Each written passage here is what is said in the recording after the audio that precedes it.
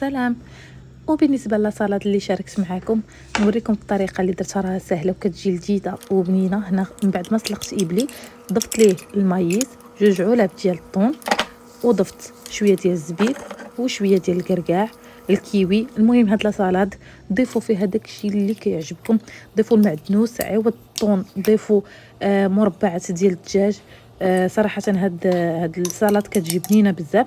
وضفت فخوماج بلون او ياغورت طبيعي، معلقه كبيره ديال العسل، معلقه كبيره ديال المايونيز، شويه ديال البزار وشويه ديال الملحه. وخلطت الخليط ديالي مزيان وضفته في المول اللي غادي نقدم فيه.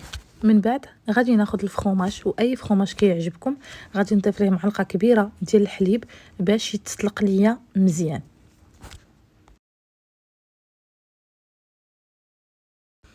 صافي هنايا غادي ندهن به الوجه ديال الابلي كامل، وغادي نزين واحد الوريضات بالفخوماج حتى هما.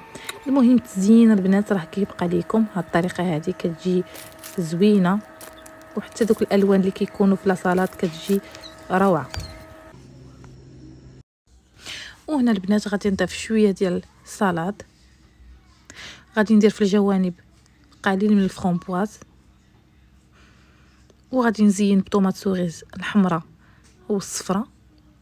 المهم البنات هنا بالنسبه للتزيين ديروا اللي بغيتو، غادي نضيف عليها حتى الفواكه، ومن الفوق شويه ديال حبوب الشيا وخليوها تبرد، راها كتجي روعه.